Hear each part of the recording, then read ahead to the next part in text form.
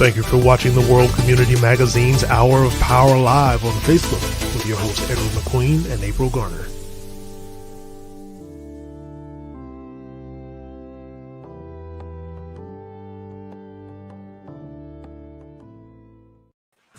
Good evening, April. April, it says it's live. It said that we're live now. Is that true? That is true. We are live and in effect.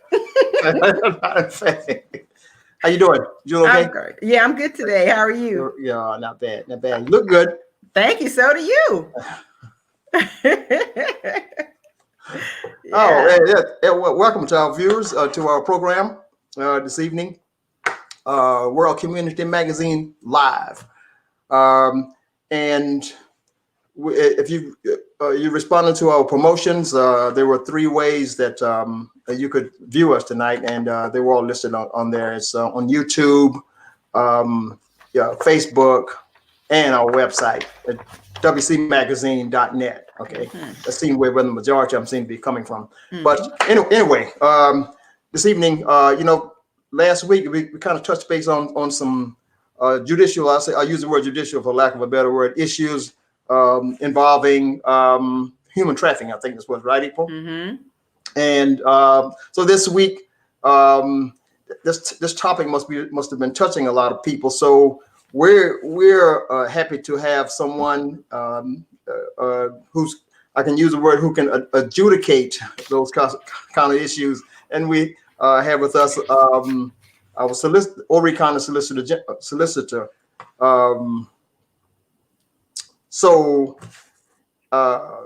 Solicitor Jimmy Richardson has agreed to come and be with us this evening to kind of enlighten us a bit more than what we touched base on last week. So, and including the role of his office. So, he's also going to talk about a few other topics. So just in case you're tuning in and you're wondering who you need to bring to the table to view tonight, he's going to be talking about expungements, pretrial intervention, and some partnerships with federal government. So this is going to be some really good information. And it's always great when we can talk to our Horry County officials about what they're doing and to make our communities better. And so we have Horry County Solicitor Jimmy Richardson. I'm going to bring him into the stream now.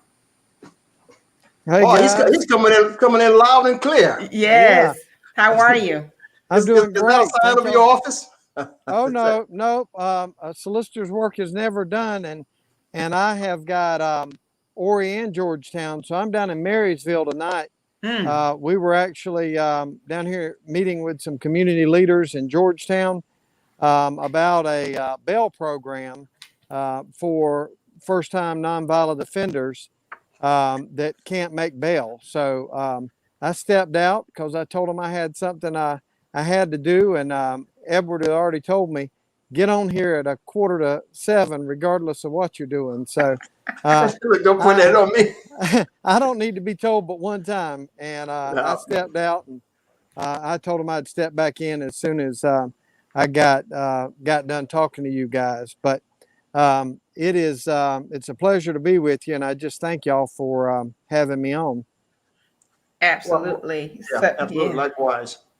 We unless you want to say something, April, but we have, to our audience, we have Solicitor Richardson to be here to, like April said, just want to reiterate that, be able to address any of the issues if you send your comments in on, and we're going to be happy to do that and make sure that you be heard to our listening audiences. So we, April, you named some topics a few minutes ago that the solicitor was likely address.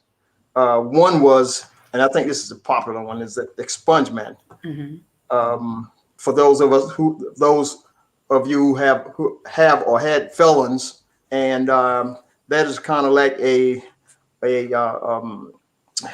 negative on your resume when one is trying to get back into being a productive citizen, and you can't do so because you're a felon. You can't get a job, the kind of job, especially a government job or local government job. I understand, unless you can clarify that, solicitor. No, that's right. Expungements are always big, and I've got good news and bad news. So I'll start with the bad news. South Carolina is very strict on anything that they will expunge. Um, and basically, anything that's a felony that goes on your record uh, can't be expunged unless it goes on there through drug court or through a Youthful Offender Act.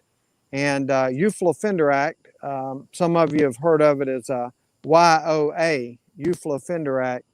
That is available for people between the ages of 17 and 25. And anything that goes on a sentence as a Youthful Offender Act, we can expunge, and we can expunge things that when people go through drug court. But if by chance a person got in trouble for something simple like breaking into cars, B&E Auto, the really bad news is that there is no way to get that expunged unless you plead into it through a Youthful Offender Act or through drug court. And I tell people all the time, the best thing, especially I know there's a lot of moms and dads watching tonight, and that kind of blends into the good news. Your 15th Circuit Solicitor's Office really pushes hard to protect people's records, because we do know how almost impossible it is to get it off the record once it is on there. So we've got a ton of alternatives to pleading, and April talked about pretrial intervention, or PTI. She also mentioned, drug court, those sort of thing, alcohol education program. All of those things are under the pretrial umbrella, which means that you never get sentenced, and then we don't have to clean up the whole record. And it comes with community service. It comes with attending a prison tour. It comes with a lot of corrective issues, but it is not there to put on your record for the rest of your life. I want to introduce a couple of friends, if we can. Absolutely. This is my dear friend Joan Meacham. Hello. Hi, Joan. How are you? How are you? And Joan is enjoying retirement. And this is her husband, Tim. Me and Tim work together at the solicitor's office. And we just got through tonight working here in Maryville on trying to do some help for people that can't make a bond. And we've identified the problems. Now we're trying to come up with a solution. But these two have been very much involved with Helping Hands of Georgetown. We're really all trying to work together. But and Joan was the director of probation, parole, and pardon before retirement. And we can all tell you, once you get a record, it is almost impossible to expunge. So we need to work as hard as we can to find a punishment that doesn't involve pleading guilty, like pretrial intervention or alcohol education, or if it's such that it could go into drug court. That has been a wonderful thing that we could come back. And then in certain instances, again, if it's a young man or woman between the ages of 17 and 25, we can structure the sentence along the way of a Youthful Offender Act. So the good news is that we work very hard to take care not to put people on there. The bad news is once it is on there, it is almost impossible to get off. The only thing we can really hope for at that point. Hey, come here, Sheriff. This is our Sheriff of Georgetown County. So, you remember Edward? Hey, how are y'all tonight? I think, How are you? Good to see you. I remember. And that's April. Yes, how are you, Sheriff? Hey, Yeah. taxpayers are getting their money's worth tonight. He's been in 4 meetings in the last 3 hours. I think he's trying to get that point Y'all over. have a good night. Yeah. They, you as well. Yes, they are you, working Sheriff. you tonight, Solicitor. But that's kind of the bad news. If a person gets something on their record, you can get a governor's pardon, but it'll still show up on the record. It'll just show beside it that it's been pardoned. And I tell moms and dads all the time that say, well, shoot, we can just pay a fine and plead a dispossession of crack charge. And you telling me to go and do this program with 60 hours of community service and all of that. But April, the reason we're doing that is not that we're trying to make any money off of anybody, but we understand that once it goes on there, you're going to have a hard time getting a job when you're 18, when you're 28, when you're 38, all the way through where we should be making money. We have to take lesser jobs because a government job or UPS, they won't hire you if you've got a felony on your record. So we try to avoid that. And we try to look past the short-term goal of just how quickly can I get out of this without incurring any pain in it. And 60 hours of community service is a good bit of pain. You're helping people at the blood bank or whatever else. That 60 hours you could be doing something else. But we do cut that time in half down to 30 hours if you'll attend church for 30 hours.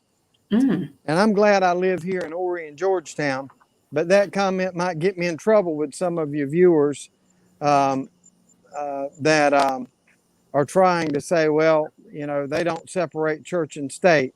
If you're going to church, I automatically feel better about you than if you've got some structure, and that's how we sort of justify it.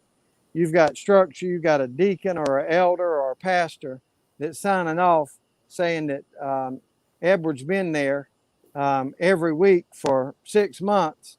He should get some credit for that. So PTI is not as bad as it may sound. And the really good part is we can erase or expunge that record once you do that. Well, it's kind of expected because we are in the Bible Belt. So I think what's surprising about it is that particular stipulation does exist. And there's a question that I'm going to pull up on the screen now, and it kind of falls in line with what I'm thinking as well. How are families that these issues affect, how do they find out about these programs? And, I think that, after the deed is done and families realize, okay, we have someone who's affected and they need some help to get on the right track. They don't always know that there are some other ways that they can be helped, and they also don't know about the definition of expungement and also what is and is not expungible. And that's one of the talking points that we have for tonight. So can you kind of, talk a little bit about those things, the effect, and then also what is and is not expungible?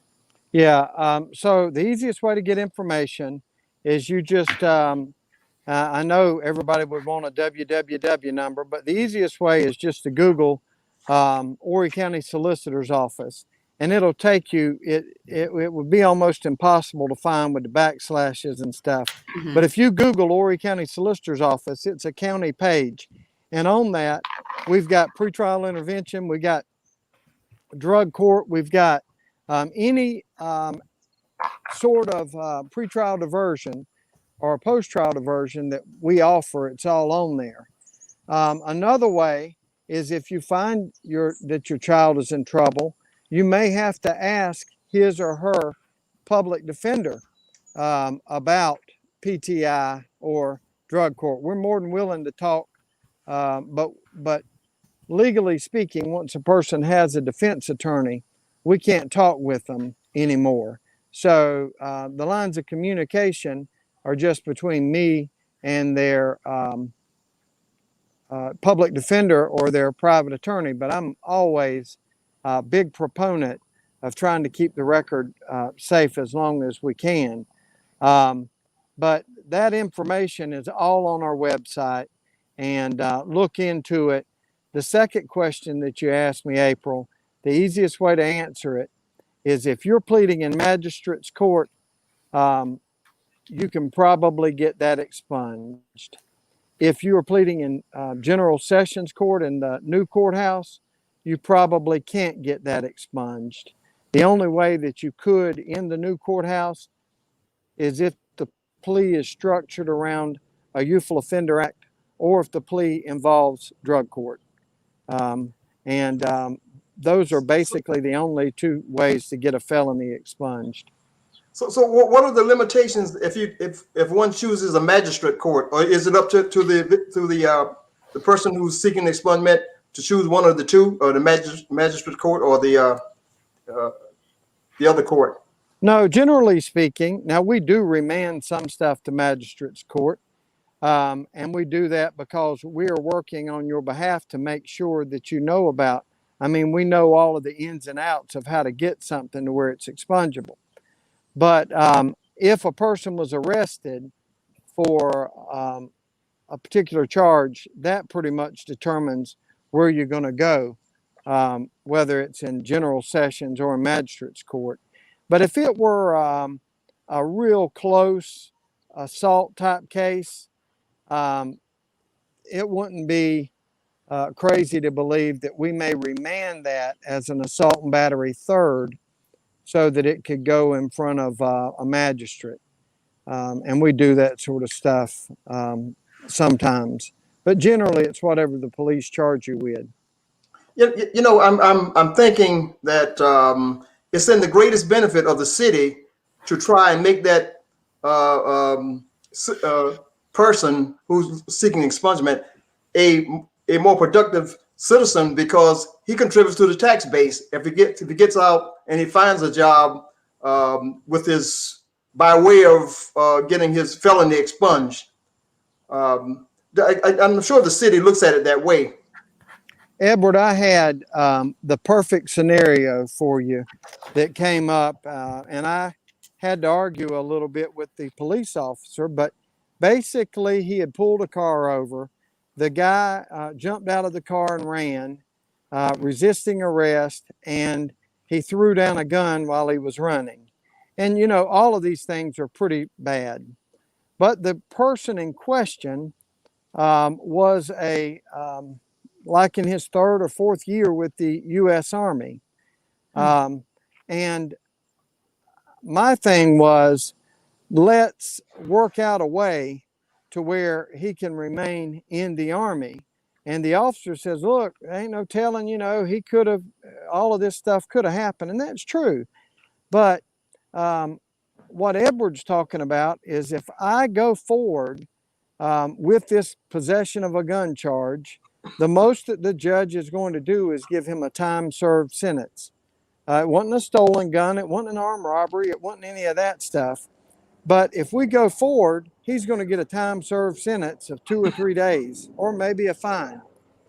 However, what happens after that is he's going to have a record, which is going to kick him out of the Army as a dishonorable discharge. And my message to the police officers, yes, he's done wrong. Everybody that gets, or not everybody that gets arrested, but most people that get arrested have done something wrong. And they don't arrest you for skipping Sunday school. Having said that, is how are we better off as a community? Are we better off for this young man to get an honorable discharge, to serve his country, to get out and be able to work wherever as an Army veteran? Or are we better to get 2 or 3 days time served, have him dishonorably discharged, and constantly in and out of the system because he can't move forward at that point with any sort of sustainable income? So, you know, our guys are trained to look for those cases. We really do try to keep a person from getting a record, because we know that once you get a record, it is extremely hard to get that off. and it is impossible in most cases. Solicitor Richardson, you explained earlier, and for some viewers who are just joining in, they may not have heard it, but you actually handle Horry and Georgetown counties. Is that correct? Yes, ma'am. Yes, Okay. April. We've got everything south of the North Carolina line all the way down to Charleston line. Oh, so it's okay. a big area. Yeah, that's huge. We did not know that. Can you describe for us what are some of the most prevalent types of cases that you deal with, particularly in Horry and Georgetown counties? Because I think that, people watch the news and they think they know what we're fighting against most of the time. But what is the solicitor's office and law enforcement actually, what are you handling in terms of the types of cases that you see most often? Well, there's anything from murder to bad check or DUI. But I will tell you, April, if we could get rid of the drug epidemic, 75% of our cases would go away. You're always going to have people get mad with each other and assaulting one another or hurting one another, whether there's drugs or not. There's going to be a small amount of that. But all of the petty theft, all of your lawnmowers getting stolen, all of that, and a big majority of the violence is because people are either on drugs or fighting to get drugs. And it causes a drug dealer is more likely to shoot you than your pharmacist when you short him. So even the violent crimes, it all boils down to drugs, and to an extent, I include in that drug the gangs, because there's really no reason to be in a gang unless you're making money. And gangs get together locally, at least, to make money by the way of selling drugs. One's not, not every drug dealer is a gang member, but almost every gang member is a drug dealer. So if we could just dry up the drugs, and we're working between us girls, we're working against the federal government, big pharma, and a lot of people that have got more to do with this than they want to lay hold to. There's a whole generation of people that have become addicted to heroin, but they didn't start off with a heroin needle in their arm. They started off by having Oxycontin, oxycodone, that sort of thing, which is the better looking cousin to heroin. So that's the simple answer. If we could get rid of heroin, and to a lesser degree cocaine and crack cocaine, the violent crime rate would drop, the murders would be almost non-existent, and the theft would be almost non-existent. But if you've got a habit that you can't afford and you've got to have, it causes you to go out and steal. And then it may very well cause somebody to shoot you, or you shoot them over a robbery. So that's the big issue. So while we're on drugs, I mean, I don't want to belabor the issue, but what if you're not at liberty to give this opinion, then please don't. But your opinion on being flexible about marijuana, which is described as a light drug, making marijuana legal, do you think that will have an impact? Edward, honestly, marijuana should never be mentioned in the same vein with heroin. And it shouldn't be mentioned with cocaine and crack cocaine. You're right. It is more akin, maybe even lesser than alcohol. But there's a huge misconception that our prisons are sitting full of people with a joint in their hand. And I'm here to tell you that that is simply not the case. I would suggest that if there were any people in prison for marijuana, you could put them all in one hand or count them all on one hand. Marijuana is not the problem that a lot of people want to act like it is. Now, having said that, As a prosecutor, I have told everybody that's asked about the legalization of marijuana. I said, you know, I'm not trying to duck the issue, but I would just ask you to go out to Denver and Boulder, Colorado, see what their prosecutors and sheriffs tell you. And if they say it's a good idea, they've lived it.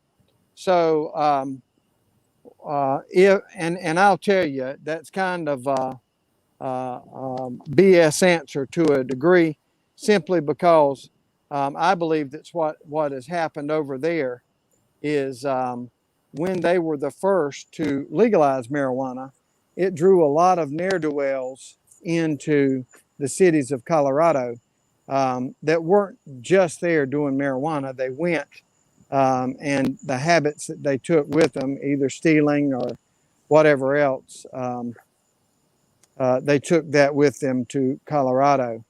But I do think that since they volunteered, we should allow them to be guinea pigs for it and learn from the problems that they've inherited. And if the good outweighs the bad, then, you know, we should learn from that too. But I'll start off, and I did start off by saying, marijuana is not going to get you in the same spot that marijuana is not going to make you steal somebody's grill or their golf cart. Heroin will. Oxycontin and oxycodone will. And the real thing there is that the oxy and the roxy and the hydrocodone was pushed to us by doctors.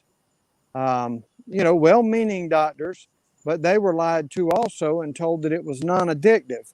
So Big Pharma has pushed that, and now we've got a whole generation of people that are heavily addicted to a drug that is almost impossible to get off of.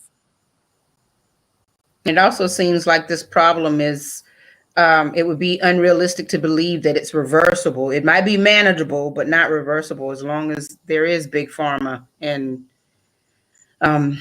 you know, because it seems 110, April, 110. It is, I think you hit the nail on the head. It may be manageable, but as far as reversing it, you know, last week, one state alone sued Big Pharma, and I think the settlement was $26 billion. And I'll sit here and tell you that that will not cure. As much as $26 billion is, it won't fix even that state.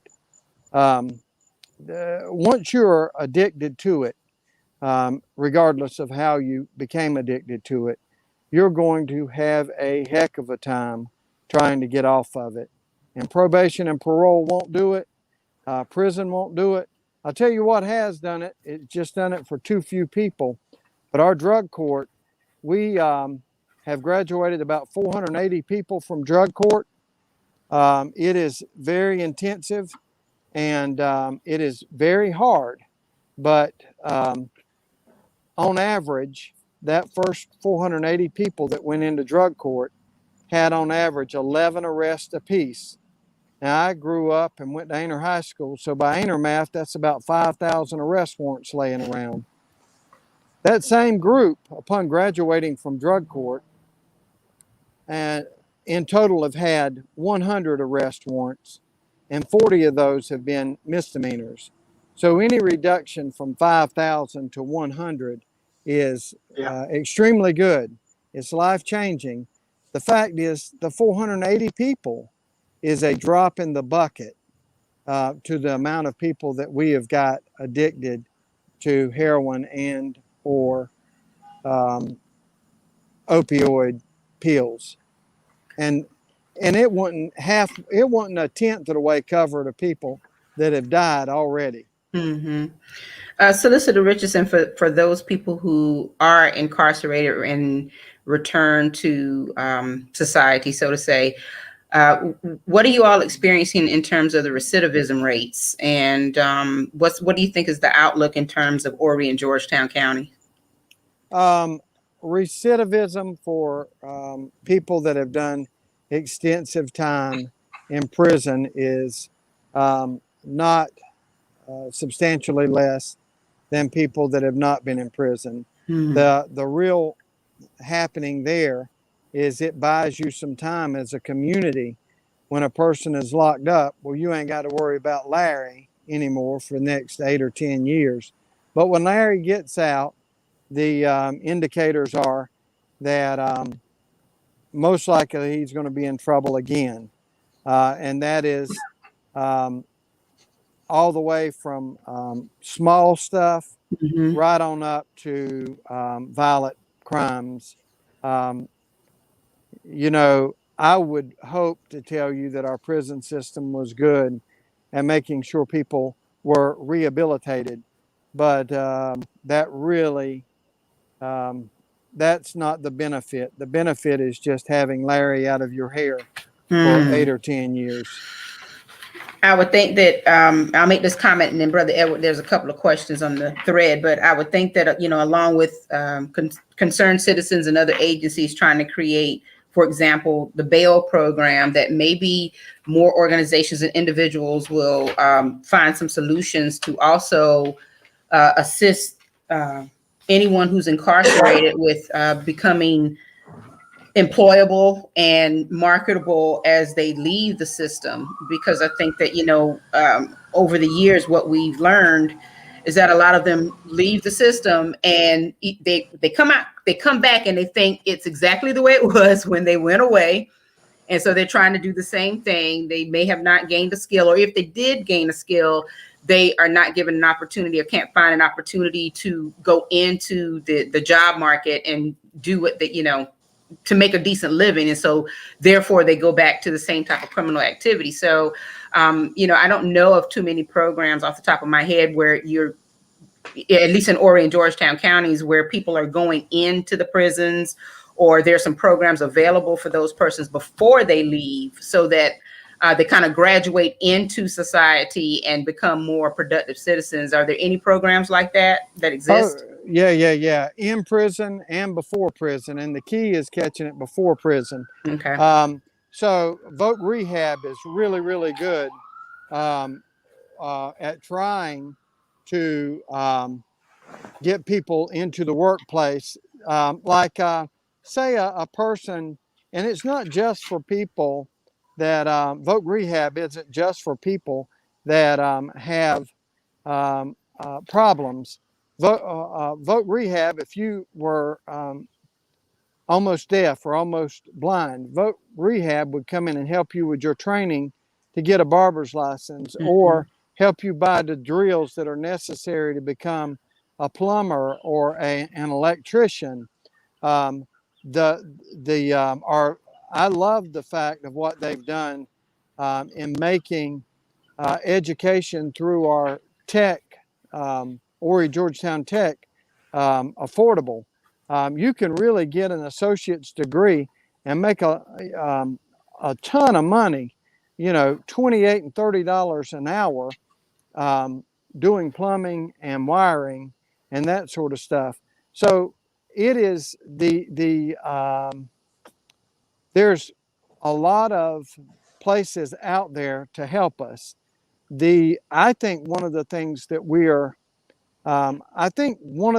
that's happening, April, and I ain't going to sit here and preach, but I believe that the fall of the family has absolutely devastated America. And it's one thing for a fat-faced boy from Aner to have all of the heart in the world to try to help somebody. But if you're coming to me at 24 or 25 and you hadn't had a mom or a daddy trying to talk with you, if we miss kids by the time they're 4 or 5, the chances go down. So there ain't a lot that I can say to a kid that's 24 or 25 that he gonna want to hear, because he don't think hell is hot. So you know, we got to I think we've done a decent job at understanding the socioeconomic problems, but as far as doing anything with them or encouraging people to be at school, at tech or wherever, it is such a hard thing to say you can make $30 an hour installing pools or installing wiring. When dope is so prevalent, in April, the biggest thing for white and black kids, and it's just a age thing, but you see it over and over. Nobody has any fear or thought about what tomorrow brings until they're standing up in a courtroom in front of a judge, and then they're shaking like a cat trying to crap a peach kernel. And that ain't the time to be worried about it. You know, that is the damage has been done at that point. So it ain't that anybody is trying to, punish. There's nobody out here that's sadistic and wanting to punish somebody just to be punishing them. It really is an idea of less correct behavior and do it so that it doesn't happen again. I promise you, I would sign a contract today with somebody if I could be assured that they weren't going to be right back in front of me tomorrow with the same sort of problems. But this job is a really tough job. And the police have a really tough job. And I'll tell you, and then I'm gonna say this one sentence, and I'm gonna get off my soapbox and listen to some questions. But because our state legislators, our federal legislators, what do we do every time we want to close down a mental health hospital? We say, well, let the police worry about that. What about drug? Let the police worry about that. Well, this one's OD'd. Let the police worry about that. At some point, the rest of us has kind of got to pitch in because the police, since the day they wore cowboy hats and run around, their thing has been to react to crime, horse thieving and whatever. Today, with cutting back programs and, of course, saving money, but cutting back mental health, closing Bull Street, all of those things, we've just said let the police handle it. And if the family can't handle it and Bull Street can't handle it, Main Street can't handle it either. Yeah. So it's just it's pushing it down the road, so I ain't got to worry about it. You know, April, just before I forget here, you know, we often hear things about the cost of incarceration. You know, it used to be it was a 30,000 figure per person per year that was the initial cost. So has that gone up in your mind, or is it kind of stabilized, or has it gotten to be less? No, Edward, it's gone up, obviously, but you know, when you think, but I'll tell you, our prison population has gone down in South Carolina substantially since 4 years ago. But the cost per person has gone up because think about inviting 9,000 of your closest friends to come and have breakfast, lunch, and dinner with you. And then you've got to have a chaperone for them at all times, providing them room. You know, it gets expensive. But it's also expensive to take somebody that hasn't learned a lesson and hadn't been rehabilitated and throw them back on Main Street in Loris or Fifth Avenue in Myrtle Beach. You're going to have to lock them right back up again. April's hit on it. We have got to rehabilitate people. We have also got to make it, we've got to dry up some of these drugs. And Big Pharma and the federal part is going to be really, that could be resolved a lot better by some policy changes instead of locking up a bunch of people trying to feed a habit. And I don't want to lay everything to them. Y'all, I'm gonna tell you something that's gonna absolutely shock you. This is the God's honest truth. Do with it what you will. Americans America's a big country. America makes up about 4.8% of the world's population, but we use 97% of the world's hydrocodone. Now, what do the people in China and the people in Chile and Colombia and everywhere else, what do they do when they got a pain? Because they have got to work on just 3%. We've eat up to 97%, right? So 96% of the world's population is left to rely on 3% of the hydrocodone. We as Americans, and our grandparents did this, and this is a real hard sell, y'all, but sometimes you got to live with a little pain. So, when we get older, our joints hurt worse, our hip hurts. Some pain is unbearable, but we could do better as far as a society and letting you go to the doctor and get a tooth pulled and get a 5-gallon bucket full of hydrocodone. And we've got to do better. Yeah, we got to do better. Because to incentive to sell that, every one of those pills go for about $1 a milligram. So a 90 milligram hydrocodone is somewhere between $45 and $90 for that one pill. And we're all sitting on top of millions in our medicine cabinet. Yeah. And we've got to, first of all, not get as many of them. And we can't rely on ourselves not to do it, because that hadn't worked. And, but when we talk about fentanyl, that's what's killing everybody. It ain't the heroin, it's the fentanyl. And fentanyl's about 40 times stronger than heroin. But we got to dry that up. But fentanyl is a miracle cure if you got stage 4 cancer laying up in a hospital. It's a pain blocker. Oxycontin, oxycodone, all of those that the doctors write us prescriptions for is to get us through that immediate horrifying pain. Once we get past that, we don't need it. Now, we're going to still hurt. If you break your leg, it's supposed to hurt, right? But we got to get past the excruciating part, and then we got to kind of suck it up without the aid of pills. And we've got to really tighten up on those.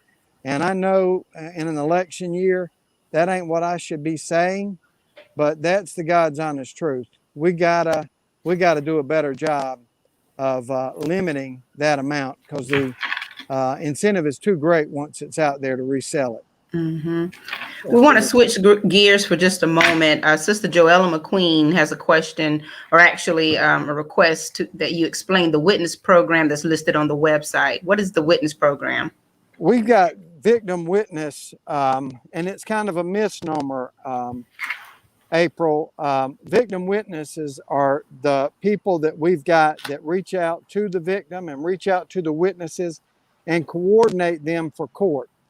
Now, I know what she's speaking of is, do we have a witness protection plan? And there's nobody in the state that has witness protection. I wish we did, but there's no funding for a person that comes in and testifies against said gangbanger. In the federal system, if the case is big enough, they can change your name, change your stuff, give you a piece of money, and send you to Pueblo, Utah, or Green Bay, Wisconsin. The state can't do that. So our victim witness services are basically just to make sure the victim and the witnesses are comfortable, and that we put them in touch with whatever services they need, especially victims. So one example of it is if a mom or daddy has a child killed in a shooting, our victim witness people would reach out to the mama and help her through state funding with funeral expenses and things like that. That's what our victim witness program is. But there are people that believe that we've got some sort of witness protection program, and we just don't. The feds do, but the state don't. Okay, but do you wish you had? I mean, maybe you may have explained it, but do you, if you had the funds to do it, would you move forward with it? Yeah, I would. Edward, there's a handful of times that people need to get out of town. But most people would not take advantage of it because the three of us love living here in Horry and Georgetown County, and everybody else does too. So it's a hard sell to say, hey, if you'll come in and tell me about what Larry did, we will move you to Marietta, Georgia, or wherever else, and nobody will know. Very few people would take advantage of it. But yeah, if I had it, there have been occasions that I would have used it. And I have reached out to our federal partners before and structured it in such a way in those cases that the feds can come in and help. So the feds have been quite cooperative currently and in the past. Then the federal government. Yeah, if somebody were to tell me, I don't mind testifying against the Browntown crew, but I got to get out of Dodge. And if they know I testified, then they're going to do all of this stuff. You see how that grows. And there is, generally speaking, with gangs, there is worry about that because I'm going to lock up Larry. But Larry's got 12 gangbang brothers and sisters that may not be happy about it. So there have been occasions that we would ask the feds if they could come in and adopt the case and put Larry in federal prison. And we've got federal attorneys in our office that sometimes do that. And that opens up a lot of the federal aid. It also opens up Secret Service, FBI, DEA. I know I'm leaving out some of those anagrams, but it opens up the federal courthouses and the federal prisons. So we have 2 special U.S. attorneys in our Conway office. And just last week, it's so timely, just last week we got a 3rd.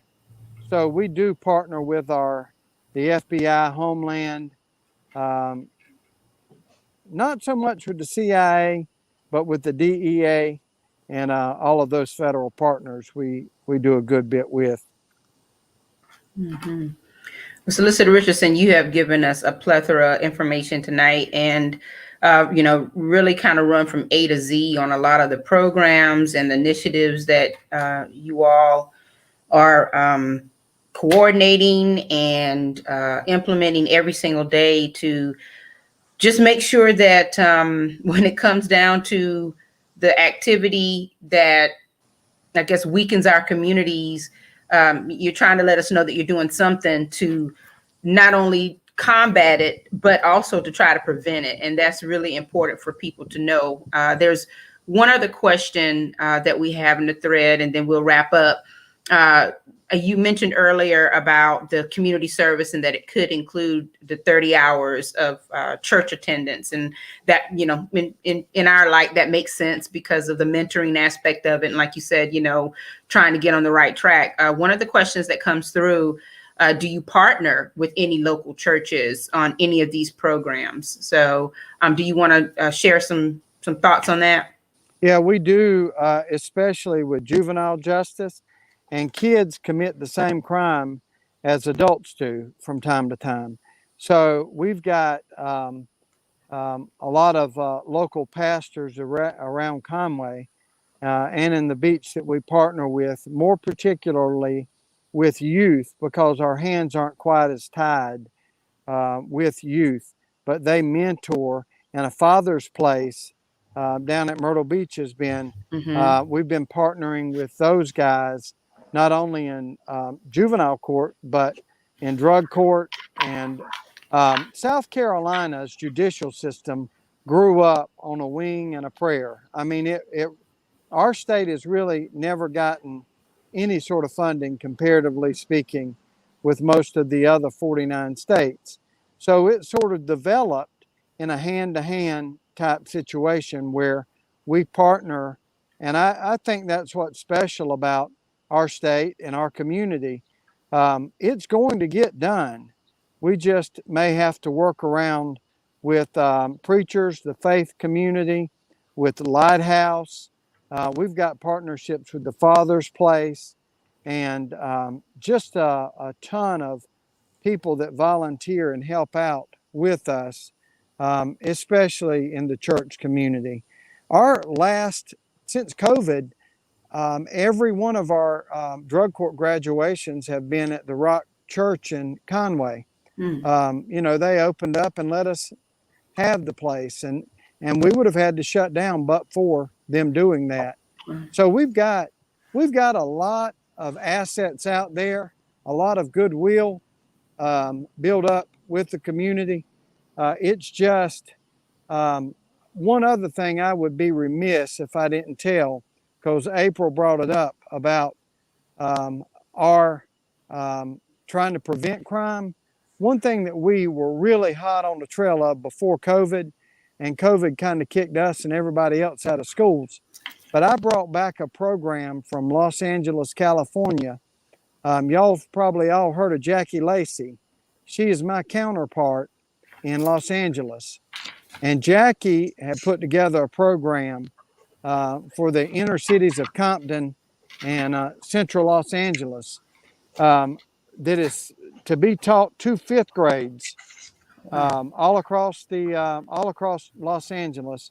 She gave it to me, and we put it in 10 schools here in Horry and Georgetown. And we want to, as soon as it's safe, to go back. But we're teaching fifth graders about the dangers of being in gangs, the dangers of being in drugs, the dangers associated with human trafficking. But we're also talking to them about the rewards of staying in school and furthering education.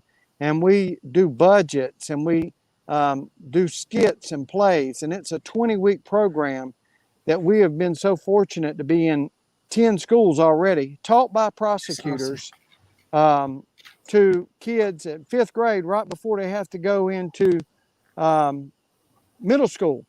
So we really do try to think outside the box, and our biggest goal is to protect the community and also to divert bad behavior. And I'd way rather divert bad behavior before it happens than after it happens.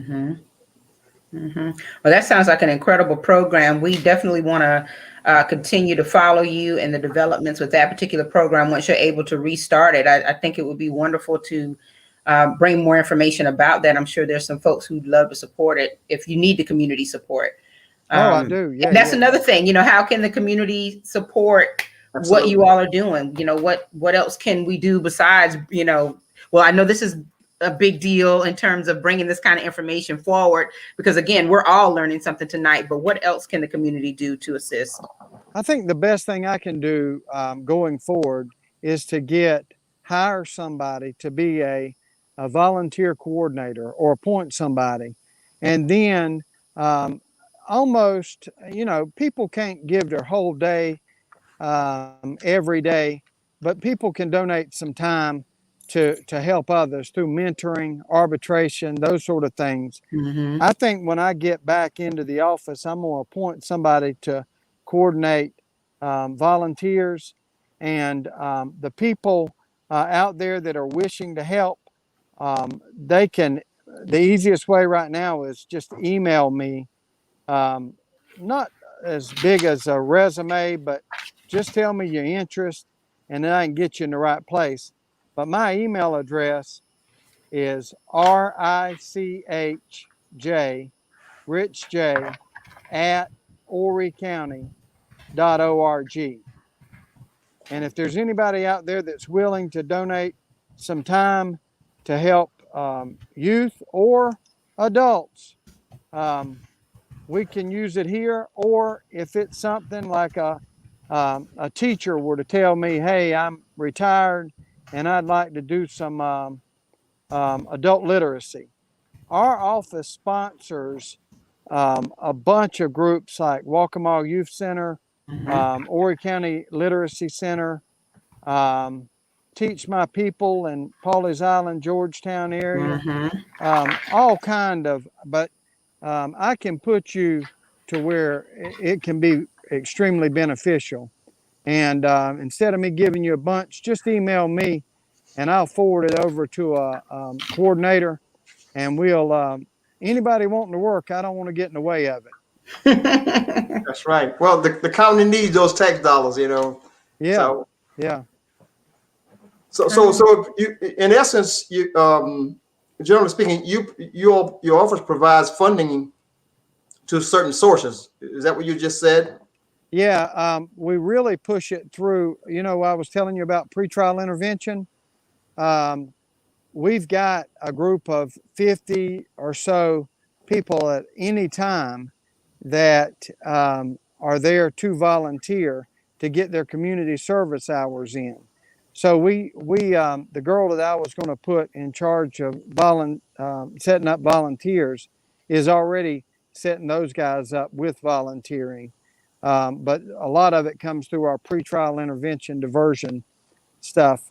And it wouldn't be a big step to say, if someone were to say, I want to help out with juveniles, to put them in there with young kids.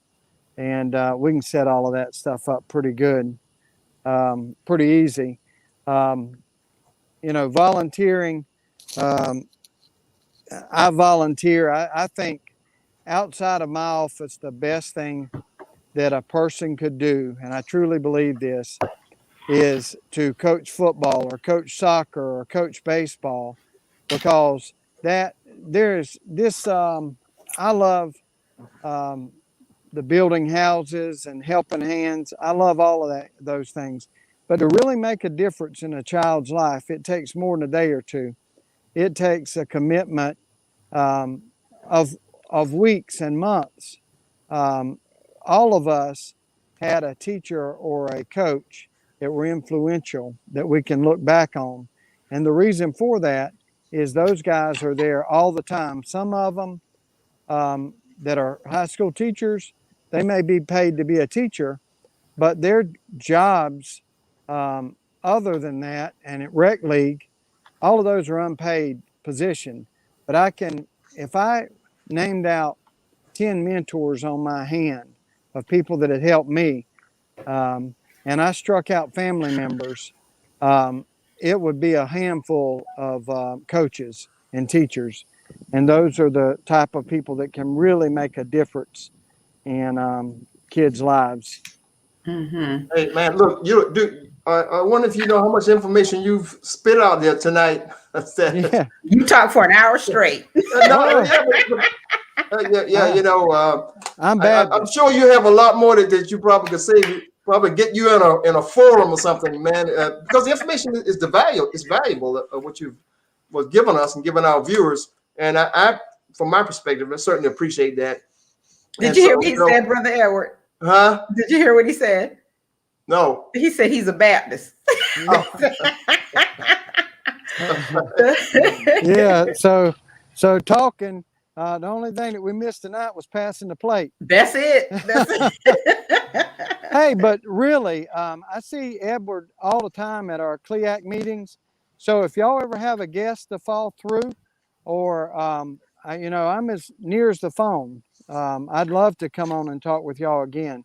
I don't want to hog up all the time, but anytime you need somebody, I'm as near as the phone. Okay. Do you have that number that you want to give out before we leave? No, I can't give them. This is my one thing people will love about me is this is my personal cell phone. I don't take nothing from the county. I don't want any of their phones. I say give it to somebody else. But I hate to get this out because I'm already running at all times of the night. Yeah, but if you'll absolutely. email me or Edward, you see me all the time. So as far as the show goes, please have me back on. If something falls through or you need somebody, I'm always willing. Absolutely, absolutely, and we're gonna have to end our program now. But this has been a fruitful hour. I know you agree, April, and I definitely agree. most of our audiences they agree upon that. So we'd like to thank our audience, especially, and thank you, Solicitor, for taking your time to give us those issues, addressing those issues that we had documented, and some that we thought would be of interest to our audience. And again, as new developments come into play during our solicitor's court and stuff like that, I certainly want you to come and share them with us, so that our community will be have better knowledge on these issues and help us make correct decisions on how we can go about it. Then, okay. I appreciate y'all. Thank you for getting the word out. And again, I'm as near as the phone. Holler at me if you need me. All right. Thank you, Solicitor. Thank you so much. So, Brother Edward, I know that we had an hour with Solicitor Richardson. It was a great hour. We learned a lot of things. And I before we leave, I'm sure that you want to give a shout out to a special little lady who just celebrated her 99th birthday. Do you know who that is? Yes, indeed.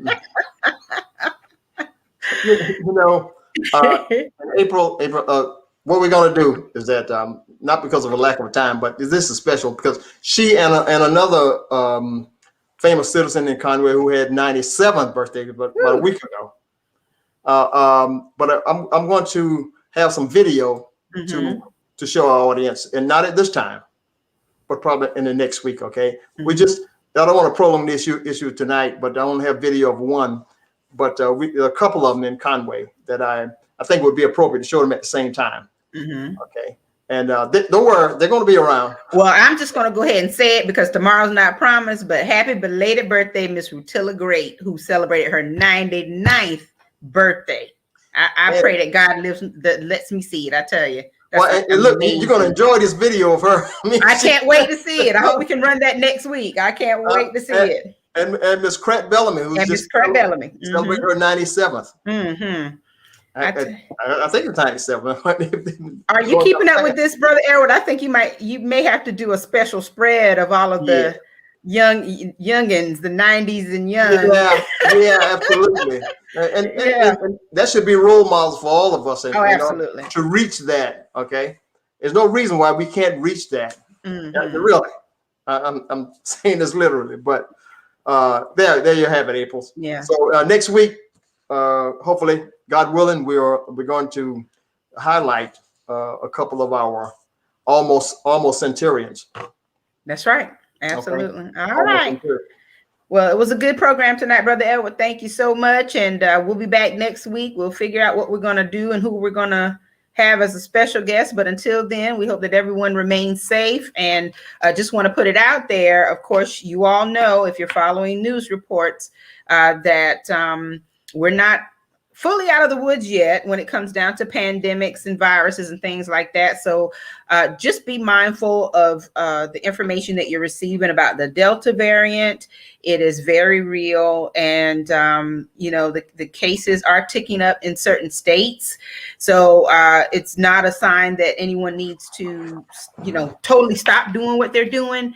Right. But it does mean that everyone needs to remain cautious and vigilant about being safe when you're out with your loved ones and in large crowds and things of that nature. So we just want everyone to know that, you can have a good time, but make sure that you take the proper precautions, follow your trusted news authorities or anyone that you're following as far as information about the viruses and the pandemic, and govern yourselves accordingly. That's basically all we can say. Absolutely. In April, there's a couple of announcements. I know we want to get out here. You're fine. You're fine. Yeah, a couple of announcements. One is that they have a career workshop over at Chesterfield on July 31st, Saturday, July 31st. It's from 10 a.m. to noon and serving youth ages 16 to 19. Okay. And some 1 p.m. to 3 p.m. Young adults age 20 to 30. So this the interesting is a lot of stuff that can be had from this that can really affect our lives there. and it's going to be presented by Ms. Chris Kelly, the founder of LLRP Consulting, and he will be in person or by way of Zoom. Okay, so stay tuned. We're going to send out the communique almost immediately after this program, so either tonight or tomorrow. But you got until it's Saturday coming, July 31st. Okay, and and tomorrow morning at 10 a.m. It's been a new adjustment. They will have a press conference at the Whittemore Elementary School to discuss what is proposed by some authorities to abolish or demolish the existing building, which is the Whittemore Elementary School. And the press conference will take place tomorrow morning at 10 a.m. We were advised for everybody to come to show your support for whatever is going to happen or protest or whatever. But wear your purple and gold. We were asked to do that. And this is going to be at where is this going to take place? In front of the Whittemore Elementary School, my understanding. But if anybody else has different communication, then please advise. Okay. And the Whittemore Elementary School is the building on the backside of Whittemore. Right, on the backside. Right? It's an abandoned building. It used to be the county district building, I believe. But it's okay. So you say it's a press conference about the demolition of that building? Right. Okay. 10 a.m. Okay. Wear your purple and gold.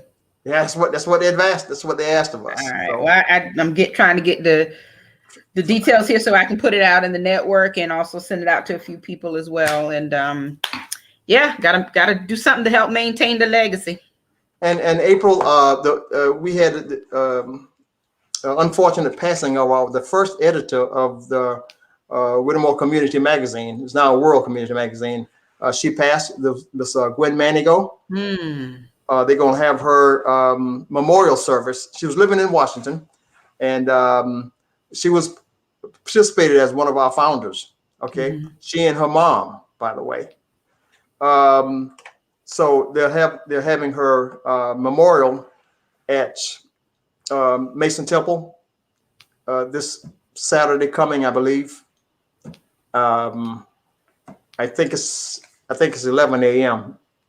But I want somebody to comment and give me some corrections or some clarification, okay? And they'll have a memorial service for her there. Yeah, the image you sent me today says 11 a.m. 11 a.m. Okay, yeah. Okay. All right. Well, condolences to the Manigo family. Absolutely. And her daughter Sasha and the rest of her family. Okay. All right. Well, again, thank you all so much for joining us. Thank you to everyone who's a part of our loyal viewer family. Miss Priscilla Fuller and Josephine Burgos from Charlotte. Saw Brother Timothy McCrane there tonight, Dorothy Reeves, Tiffany Andrews. Thank you all so much for watching. And of course, Sister Joella was making sure that you held it in the road, Brother Edward. Yeah. She was checking you out. She's making sure. So please join us next week. We really do appreciate it. And thank you so much. And again, you can review the broadcast on wcmagazine.net. It will remain there until we actually post the next show for next week. So if you want to go back and review it and listen to Solicitor Richardson again, it'll always be on YouTube.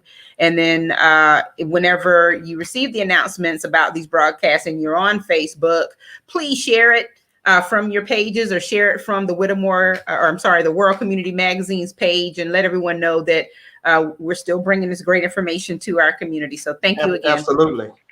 Absolutely. Thank you again. So Brother Edward, you have a good night. Well, congratulations to you.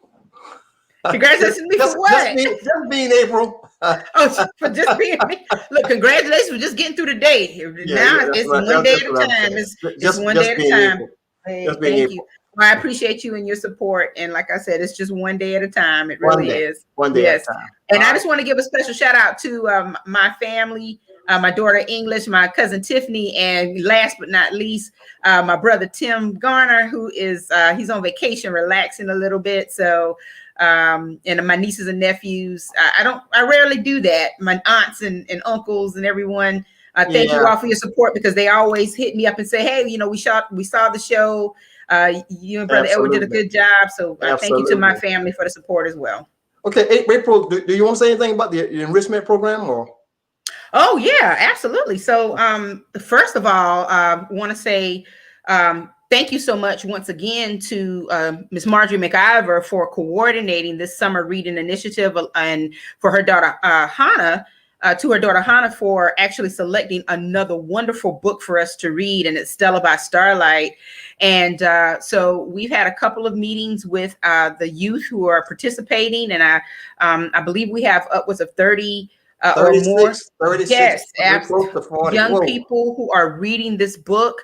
We have 2 age groups, 8 to 12 and 13 to 17. And so, we've involved them in a couple of discussions, more instructional than anything, about how to read the book and the things that they're going to be doing as far as their activities. And now they're reading the books and, having their own discussions and turning in the activities. And I'm telling you, it is amazing what these young people produce, and this is just the second summer. I'm like, wow, I don't, it gets better with time. Yeah. So I'm really blown away. And I'm telling you. And so that just says one thing, April, that Ms. McIver must have put her foot down someplace. Well, if she does, you're supposed to just do what she asks you to do. That's all there is to with Miss McIver, you are voluntold what to do. We all know that. Voluntold. That's it. That's it. And but one thing I can say about Miss McIver and all, Marlo Frazier and even Sister Joella, everyone who's working on this, the kids are very respectful and they're engaged, and that's the big part of it. When you can hold down 30 young people to read a book, to read a novel during their summer vacation, and actually create some activities, that's a big deal. That's a really big deal. Yeah, that's a big deal. Yeah, and they're looking forward to the next book already. And so we're gonna have some broadcasts in the coming weeks to showcase their work. And like last summer, we had a discussion with some of the kids. We allowed them to come on the show and talk a little bit about what they learned in the book. And I'm sure we'll do the same thing again. But it is exciting, and it's always a blessing to see these young people express themselves and to hear them talk about what's on their young minds when it comes to the books that we read. So to anyone, especially people like Dr. Tracy Bailey, who is always doing great work with Freedom Readers and pushing literacy, anyone who has summer reading programs for kids, you're doing an incredible thing, because it's stretching their minds and it's giving them more than just a story to read. It's improving their vocabulary, their comprehension of things, the themes that are present that they study are actually helping them to understand the world that they live in. And so if you can find a good book for your young person to read, whether they're in an initiative or a program like this or not, you're actually doing a lot to elevate their level of thinking. So kudos to Ms. McIver and Marlo and Sister Joella. And I'm blessed to be a part of that team. And we're blessed to have those young people with us again this summer. By Zoom, by the way, by Zoom. Now, that's a big deal too. By Zoom. Mm-hmm. By Zoom. Yeah, it's a big deal. So thank you all very much. And again, we'll see you all next week.